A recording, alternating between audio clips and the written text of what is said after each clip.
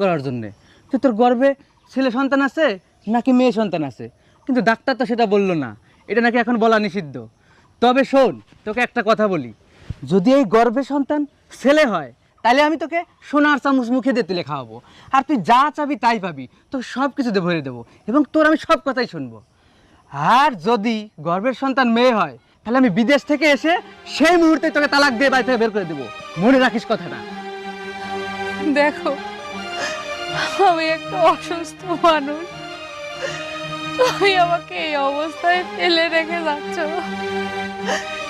এতেই তো আমার কত খারাপ লাগতেছে, কত কষ্ট হচ্ছে, আমার বুকটা ফেটে যাচ্ছে। চুপ কর, আমি এখন চলে যাচ্ছি, তোর এই নেকা কান্না শোনার জন্য নয়। আর তুমি যাওয়ার সময় আমাকে এমন কথা বলে যাচ্ছ। শোন, এটাই আমার শেষ কথা, কথাটা কিন্তু মাথায়